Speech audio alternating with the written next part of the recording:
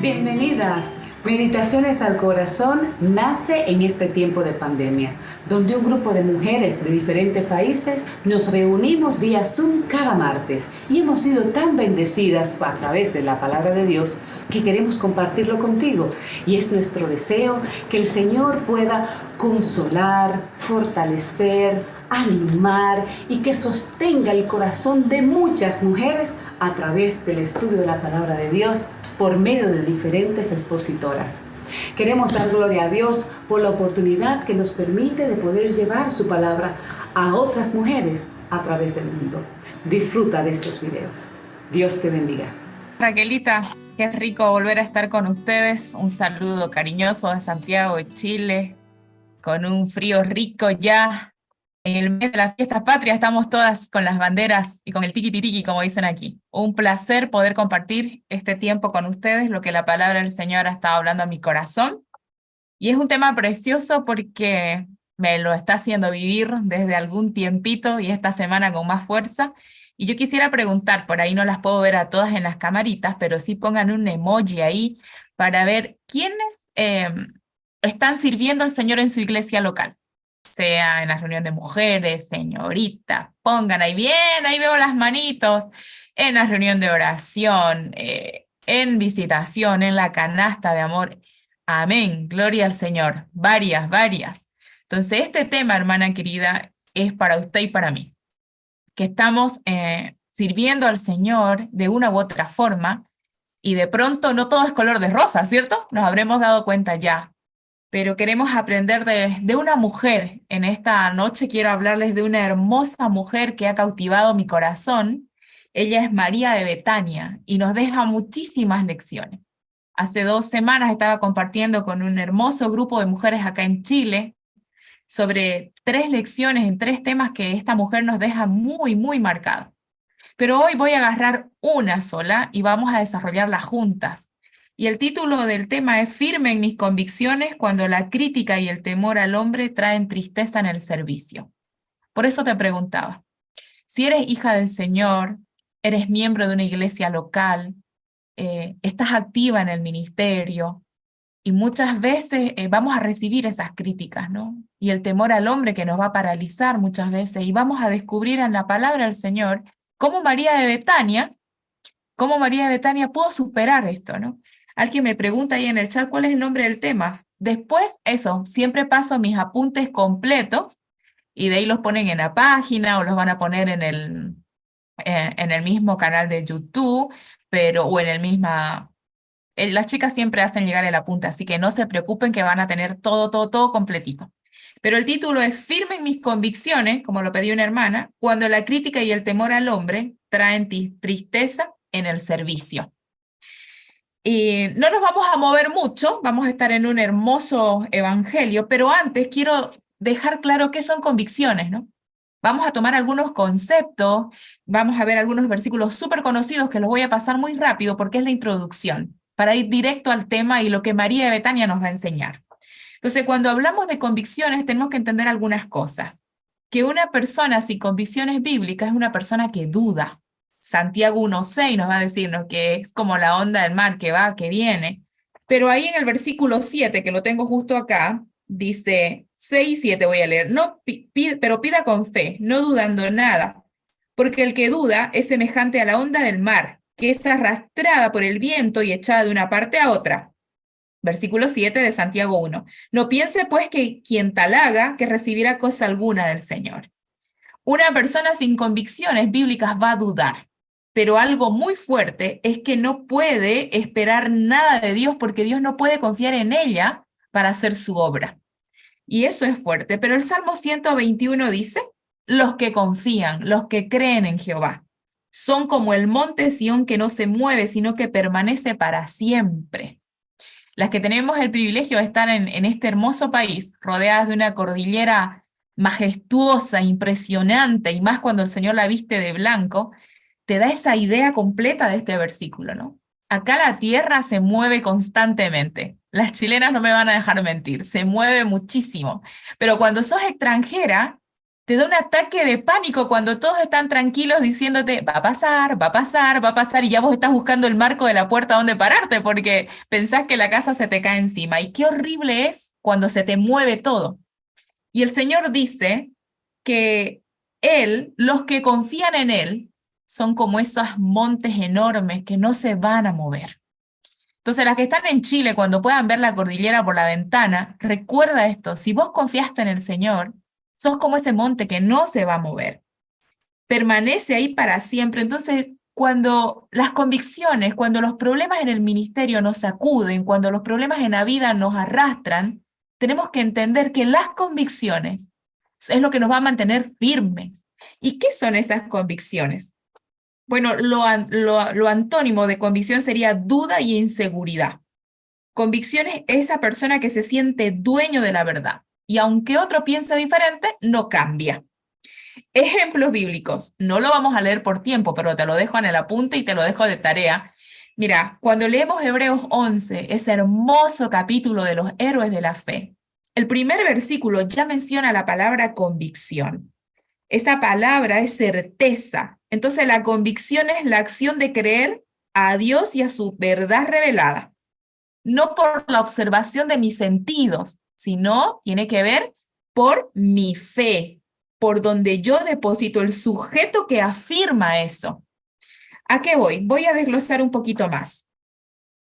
Hebreos, si lees ahí el versículo 2, 4, 3, 39, te vas a dar cuenta que estas personas vivieron sus convicciones, murieron por sus convicciones. Entonces, las convicciones, hermanas, se demuestran en lo que yo hago, en lo que yo digo, en lo que yo vivo, cómo me muevo. Constantemente estoy exponiendo mis convicciones. Por eso es importante que tus convicciones, lo que vos crees como verdad, esté fundamentado en la palabra del Señor. Mira, convicción bíblica son las creencias, y ahí déjame que te ponga un poquitín, ya me estaba olvidando que había preparado ahí para que alguna que por ahí quiera escribir algo. Convicción bíblica, acá mejor. Ahí.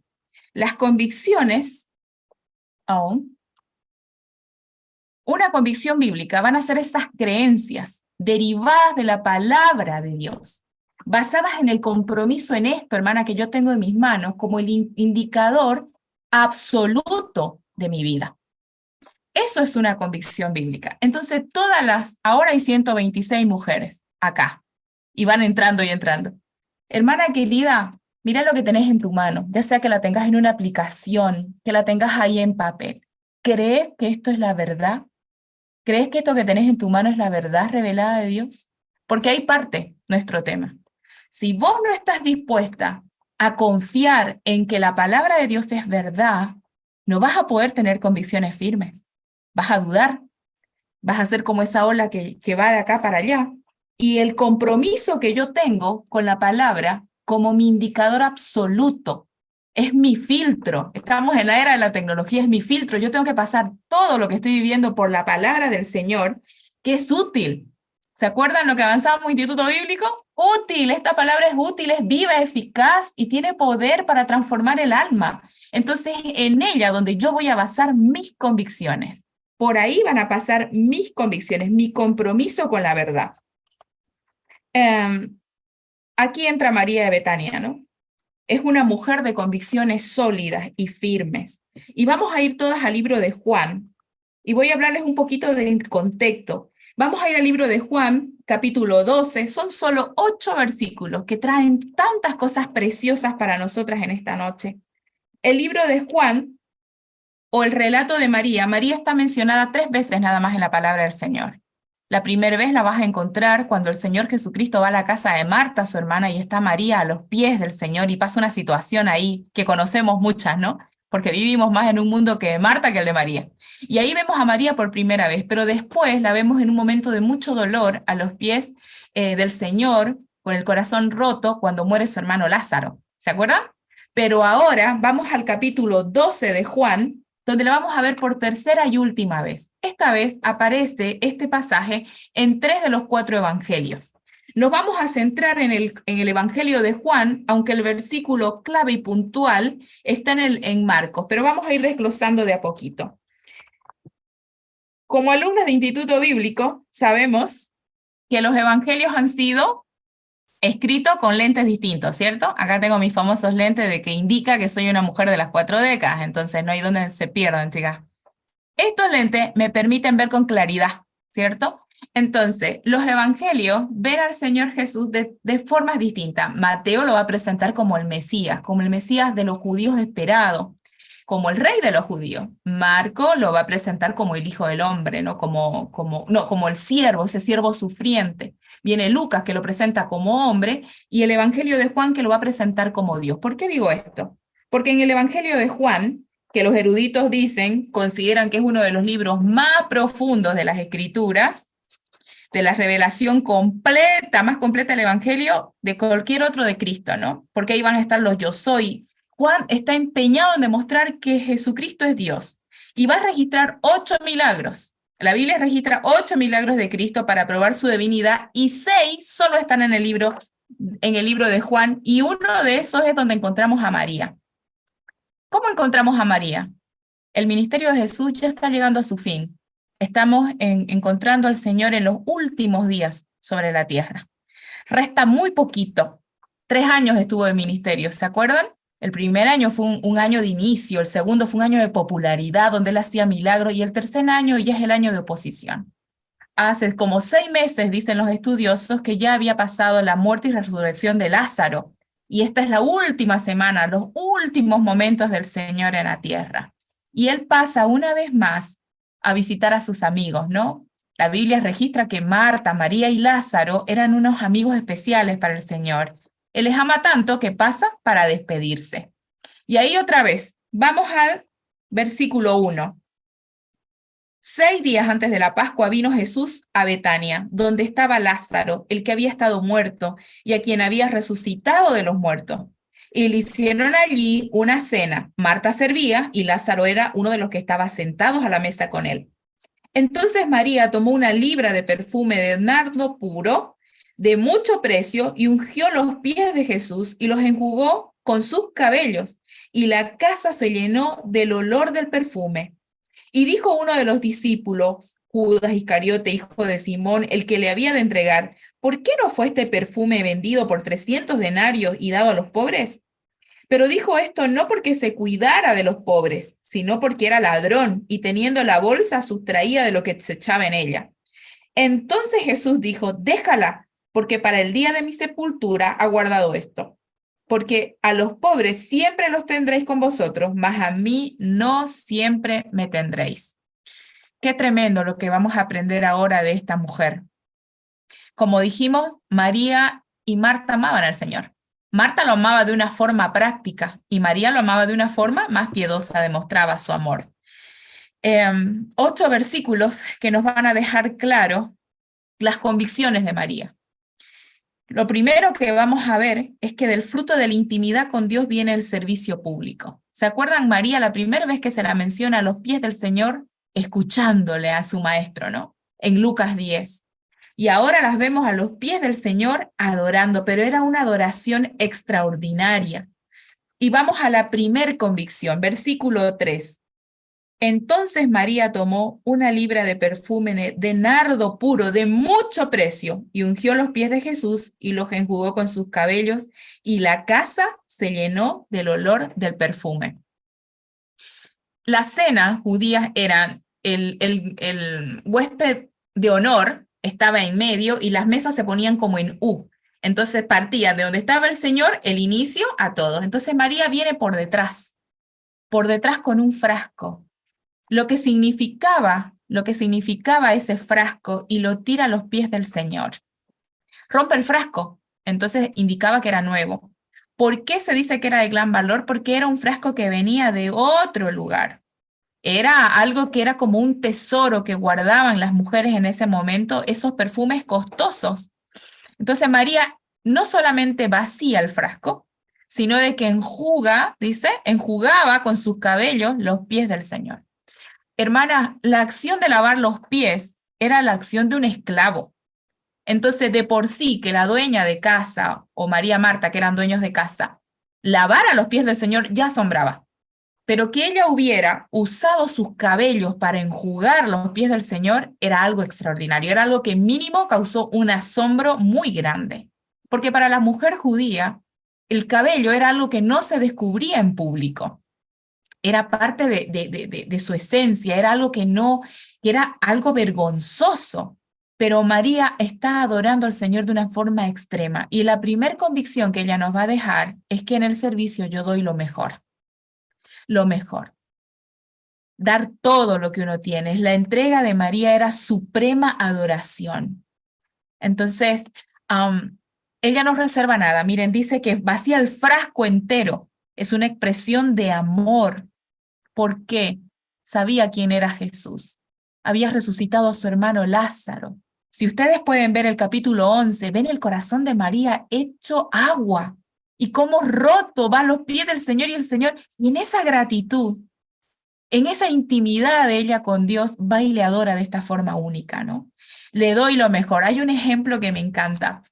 No sé si hay alguna argentina que me diga, ¿se acuerdan cómo se llama esa torta, ese bizcochuelo en caja carísimo que venden en Argentina? ¿Alguien se acuerda? Se me fue el nombre. Pero una vuelta, si alguien lo pone, exquisito, ahí está, gracias. Estaba en el pueblo, y estaba, sí o no, que como misioneras Palabra de Vida hacemos 1000 bizcochuelos al año, creo. Hacemos bizcochuelo por todo, chicas. Pero estaba en el día buscando un bizcochuelo de oferta, marca Día, que es el supermercado, el único supermercado que hay en el pueblo de Monte. Está otro, pero ese es el más popular. Y me encuentro una abuela. Esta abuela a mí me ha enseñado muchas lecciones, la abuela Teo Luis. Por ahí algunas la conocen. Entonces la abuela Teo estaba buscando bizcochuelos igual que yo. Le digo, hola abuela, le tocó hacer el refrigerio así. Y me dice, para el señor lo mejor. Y saca una caja de exquisita. Yo tenía en mi bolso una caja de oferta del día. Y esas palabras de esta señora marcaron mucho mi corazón. María le dio lo mejor, le dio todo lo que tenía y no se reservó nada. ¿Cómo estamos en el ministerio, hermana? ¿Damos lo que nos sobra? ¿De nuestro tiempo, de nuestros recursos, de nuestros dones, de nuestros talentos? ¿O le damos al Señor lo mejor? ¿Qué es dar lo mejor? Cuando dice Deuteronomio 6:5, amarás al Señor tu Dios con todo tu corazón, con toda tu alma, con toda tu fuerza, no está hablando de una actividad, está hablando de una actitud de mi corazón. Tanto en el Evangelio de Marcos, Mateo, donde se registra este episodio, y Juan, vemos al Señor que con agrado recibe la adoración de María, porque Él ve su corazón. Este gesto de ungimiento va a preparar al Señor para su muerte, y Él deja que le adore de esa forma, porque era Dios mismo el que estaba ahí. Ella comprendió lo que por ahí los discípulos no comprendían. Hasta acá, hermana, si usted lee el capítulo de Juan, el libro de Juan, se va dando cuenta de que el Señor ya había anunciado su muerte varias veces. Pero se ve de que María, acuérdense, era una mujer que estaba a los pies del Señor, aprendiendo en intimidad, escuchando al Señor.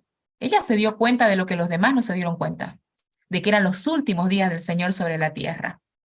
Y ella no pudo estar sentada. Tomó ese perfume, era caro. ¿Y quién saca el precio al tiro? Judas. Pero aquí Juan explica por qué.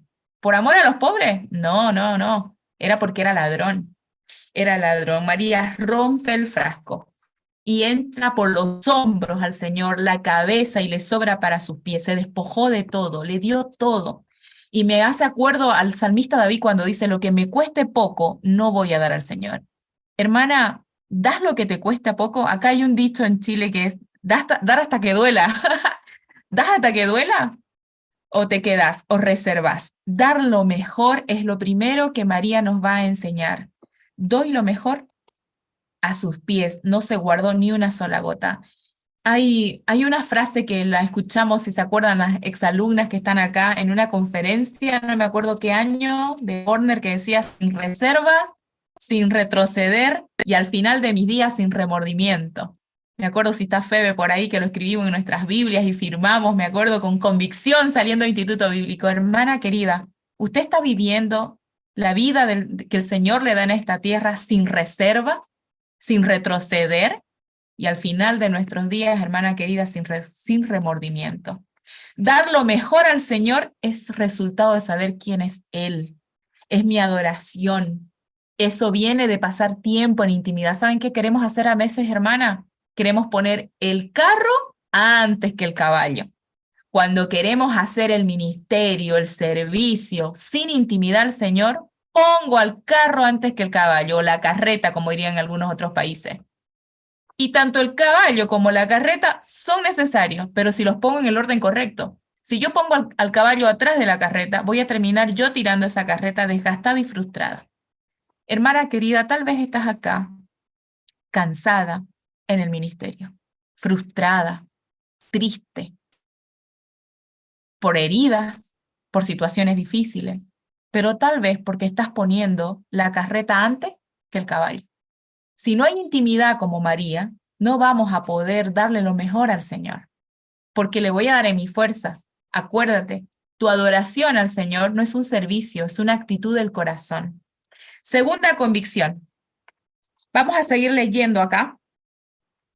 María dice, versículo 4, y dijo uno de sus discípulos, Judas, nada menos, Judas Iscariote, hijo de Simón, el que le había de entregar, ¿por qué no fue este perfume vendido por 300 denarios? Qué tremendo, hermana. Me impresiona la crítica cómo llega. ¿No te pasa de que estás haciendo algo espectacular y llega alguien y te dice, uy, habría que haber hecho esto? Uy, faltó esto. ¿No te pasa? ¿Cómo no te diste cuenta? Y llega la crítica. Los Judas siempre están listos para calcular, pero nos puede entristecer, hermana. Quiero mirar bien mis apuntes, porque la crítica es algo que va a desanimar en nuestro corazón. Y acá me encanta porque el versículo 4 habla de cómo, dice el versículo 3 al final, y la casa se llenó del olor del perfume. Cuando la adoración se hizo evidente, cuando invadió toda esa casa, llegó la crítica. Cuando estás trabajando para el Señor, va a llegar la crítica, hermana. Tienes que entender que las dificultades en el ministerio son parte. Y van a llegar, y tenemos que estar preparadas. Y María nos va a decir cómo. Porque llegan cuando menos te lo esperas y de quien menos te lo esperas. ¿Hay algún Judas por ahí cerca tuyo, poniéndote así el dedo en la llaga? Si no está, va a llegar. ¿Se acuerdan cómo es lo que nos enseñaron en Instituto Bíblico? En la prueba. O estás saliendo de la prueba secándote así, sacándote un poquitín la arena del desierto, o estás en medio de la prueba, o vas a entrar. Así que, hermana querida, hoy más que nunca, aferrémonos de las lecciones de María. Convicción número 1, ella daba lo mejor al Señor. Porque era una actitud de su corazón, de su intimidad con Dios, podía adorar al Señor, no al revés, hermana. Hermanita querida, no se equivoque. Si usted está sirviendo al Señor en su iglesia local, si usted el Señor le encomendó un ministerio, no es una actividad. Si usted no tiene tiempo con Dios en intimidad, si su devocional, sus lecturas bíblicas, su tiempo de adoración con el Señor no va primero, va a terminar frustrada y cansada. Pero ¿qué vamos a hacer cuando llegue la crítica? Y acá quiero parar algo, porque sale Judas.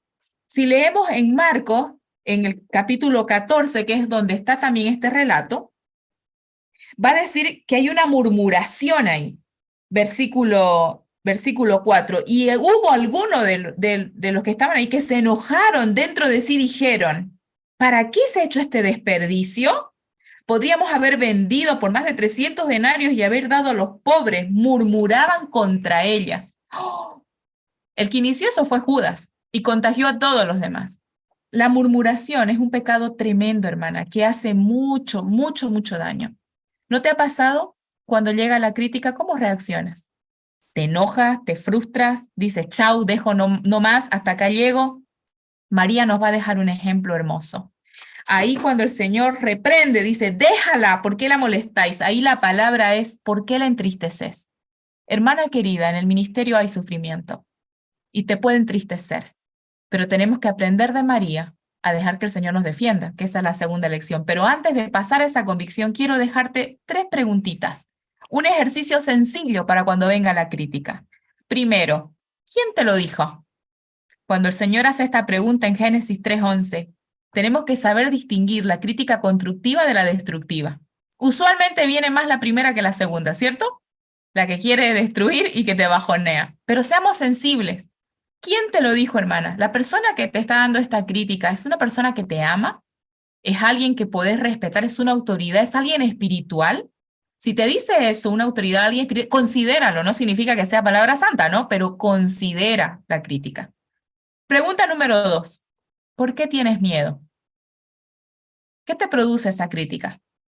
¿Tienes temor a la aprobación o a la desaprobación? Pregunta número 3, que de ahí vamos a hablar un poquito más del temor al hombre, un poquito más abajo. ¿Cuánto más?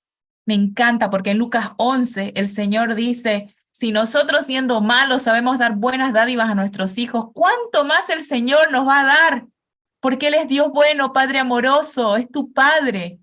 Entonces cuando venga la crítica, acuérdate, ¿quién te lo dijo? ¿Por qué tienes miedo? ¿Hay temor al hombre ahí? ¿Cuánto más valéis vosotros? Si lo que hiciste lo hiciste para el Señor, ya está, hermana, date por satisfecha. Nada más tiene valor. Judas Iscariote es señalado ahí como el que inicia la murmuración, junto con los demás discípulos, y dice la razón, Juan, pero sin pelo en la lengua, dice porque era ladrón.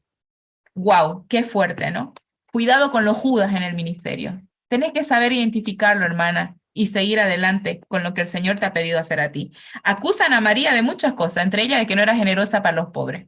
Estaban comiendo en la casa de María, hermanas. ¿Cómo puede ser? Ella estaba abriendo su casa junto con Marta, dándoles una cena especial y empiezan a decir que no tienen temor por los pobres. ¿Por qué no dejó su plato Judas e invitó a un pobre? A veces, hermana, las personas que están criticando son quienes no hacen nada. Entonces tienes que aprender a discernir de dónde viene esa crítica. El temor al hombre, cuidado, hermanas. Es una trampa, Proverbios 29-25. Es ese miedo a la desaprobación del otro, consciente o inconsciente. Me importa tanto la opinión de los demás que es lo que me motiva para hacer lo que hago. Cuidado porque es agotador. Ahí quiero que Paulina me ayudas buscando Jeremías 17, 5 y 6, por favor. ¿Tienes temor al hombre? Ese temor que causa lazo. ¿Haces o dejas de hacer algo por miedo al que dirán? Cuando lo tengas, Paulinita, por favor, léelo. Ok. 17, 5 y 6 dice. Así dice el Señor, maldito el hombre que en el hombre confía y hace de la carne su fortaleza y del Señor se aparta su corazón. Será como arbusto en lugar desolado y no verá cuando venga el bien. Habitará en pedregales en el desierto, una tierra salada y sin habitantes. Wow. Hermanas queridas, el temor al hombre se manifiesta cuando me consume lo que el otro piense. Porque pongo mi confianza en su aprobación y el Señor dice, maldito el hombre que confía en el hombre. Se va a secar. Hermanas, vivir haciendo las cosas por miedo al hombre o dejando de hacerlas desgasta. Desgasta mucho y saben, las redes sociales han ayudado muchísimo a eso. ¿Sabían que el like que uno recibe es como una descarga de dopamina, que es el efecto que hacen las drogas? ¿Cuántos queremos seguidores, no? Y estamos mirando a ver quién dijo que sí. E incluso vamos y vemos en el corazoncito cuántas pusieron corazoncito, cuántas pusieron una manito. Entonces, hermanas, el Señor es claro. La crítica, fíjate si no es un Judas el que te está criticando. La crítica va a venir, pero ¿cuál va a ser tu reacción? Ahí vamos a ver la reacción de María. Pero lo siguiente es el temor al hombre. ¿Estás haciendo las cosas, estás haciendo la obra del Señor con temor al hombre, hermano? Es desgastante. Un problema de adoración es el temor al hombre. Cuando yo cambio mi adoración a Dios por la criatura. El temor al hombre es una trampa, hermana. María de Betania nos va a dar el antídoto. Mirá la lección del silencio. Si revisás los 8 versículos, ella no habla en ningún momento. Hasta pensás que es muda. ¿Qué hubieras hecho? Ya en la primera vez que la vemos a ella, cuando viene su hermana Marta y la manda al frente con el Señor Jesucristo, yo no me hubiera quedado callada. Creo que ninguna de nosotras. Mínimo, hubiéramos reaccionado en algo. María, silencio, y el Señor la defiende en Lucas 10. Y vemos acá lo mismo. Qué hermoso es darle lugar al Señor para que te defienda. Es una lección muy dura y muy fuerte, pero tenemos que ser valientes y poder buscar eso. La lección del silencio. El Señor dice, déjala, no la molestes. María otra vez guarda silencio y el Señor sale en su defensa. ¿Y qué dice? Donde quiera que se predique este evangelio en todo el mundo, también se contará lo que está hecho para memoria de ella. Su acto de adoración fue motivado por amor. Nunca va a ser olvidado. ¿Qué dice Hebreos 6:10? Que Dios no es injusto, hermana. Hermana querida, hablo a ti, mi consierva, que estás sirviendo al Señor. Dios no es injusto. El hombre es injusto, pero Dios no. Y dice ahí la palabra, no es injusto para olvidar. Él no va a olvidar, hermana, todo lo que estamos haciendo para Él. Entonces, eso es lo que puede hacer que yo guarde silencio cuando hay una injusticia. El antídoto es mi confianza en el Señor. Yo dejo de quitar mi mirada en el Señor cuando voy y hago las cosas por miedo al hombre. María no hace eso. María va al Señor y me encanta acá porque dice, déjala, porque para el día de mi sepultura ha guardado esto. María tuvo un privilegio enorme que ni siquiera los discípulos pudieron aprovechar. ¿Saben qué? Si seguimos la historia, cuando vemos, después no logra nadie más llegar a ungir al cuerpo del Señor porque resucita. Y María tuvo ese privilegio. Se dice que ese perfume de nardo puro duraba días en el cuerpo de la persona y hasta semanas en las ropas. Ese era el olor que el Señor llevó a la cruz. Estuvo ahí. María, qué privilegio. Hermana, usted y yo tenemos el privilegio de servir al Señor. Usted, hermana, como hija de Dios, tiene el privilegio de servir al Señor. ¿Va a haber problemas en el ministerio? Sí. Pero yo tengo que aprender de María, primera convicción, hago lo que hago y doy lo mejor al Señor. Cuando viene la crítica, reflexiono. ¿Quién lo dijo? ¿A qué le tengo temor? ¿Hay temor del hombre, hermana, en su ministerio? ¿Hace o deja de hacer las cosas por miedo al que dirán? María entendió que Él era Dios y que si el Señor aprobaba lo que ella estaba haciendo, porque acá en Marco va a estar el versículo clave, porque dice, déjala, versículo 14, capítulo 14, versículo 8 de Marcos, déjala, está hecho lo que podía, porque se ha anticipado ungir mi cuerpo para la sepultura. Está hecho lo que podía. Hermana, si usted y yo estamos haciendo todo de corazón para el Señor, no para los hombres, porque a Cristo el Señor servimos, dice Colosenses, entonces si he hecho lo que he podido, voy a poder guardar silencio y que el Señor me defienda. Eso no significa que arreglamos las cuentas, ¿no? Como dice Mateo, si alguien tiene algo contra ti, anda, habla. Pero va a haber situaciones en las que no se arreglan y tienes que confiar que el Señor, que es justo, no se va a olvidar de lo que estás haciendo. Pero ¿cuál es mi tarea? ¿Estoy dando lo mejor, hermana? Estoy dando lo mejor, pero producto de mi tiempo de adoración con el Señor, porque si no es activismo. Mi servicio a Dios viene como resultado a pasar tiempo, a gastar tiempo con el Señor. Y la lección del silencio, dejar que Dios me defienda. Ya terminando.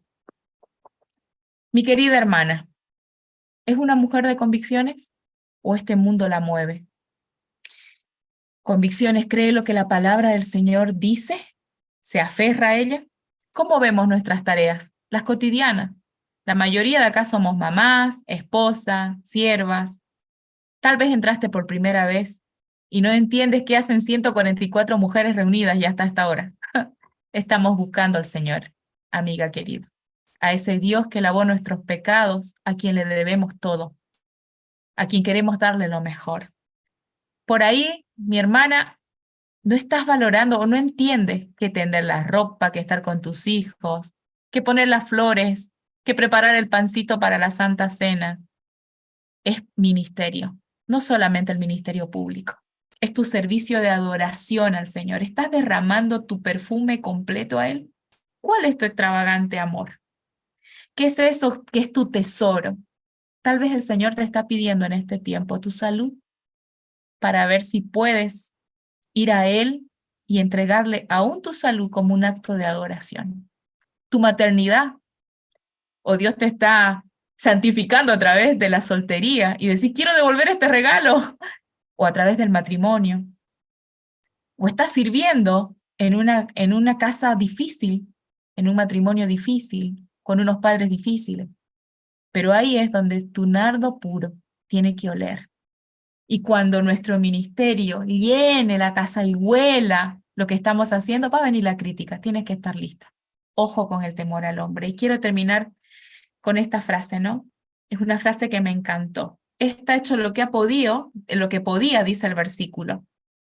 Y alguien me dijo una vez, si el Señor ve lo que haces y está contento con eso, ponete vaselina en el cuerpo y que te resbale. Sería tan facilito hacerlo.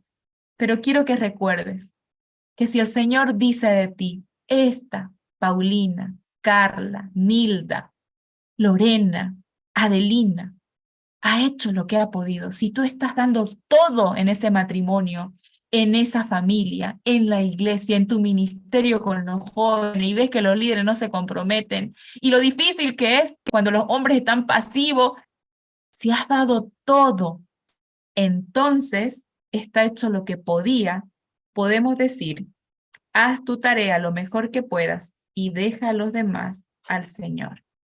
Amada hermana, quiero alentar tu corazón. La crítica va a estar.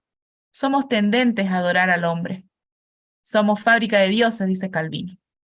Pero que el Señor nos ayude a que Él diga de nosotras, esta ha hecho lo que podía.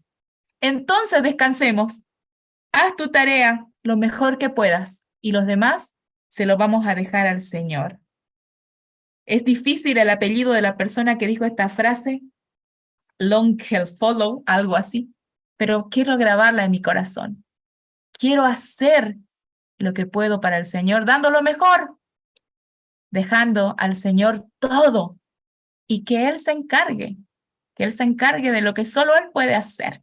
Que el Señor nos bendiga y cobremos fuerza y sigamos yendo a los pies del Señor con nuestro alabastro. Eso que es por ahí, uy, qué desperdicio. Por ahí tu alabastro es ir al Instituto Bíblico. ¿A quién no le dijeron, chicas, cuando fuimos? ¡Qué desperdicio! ¿Cómo vas a ir a estudiar la Biblia?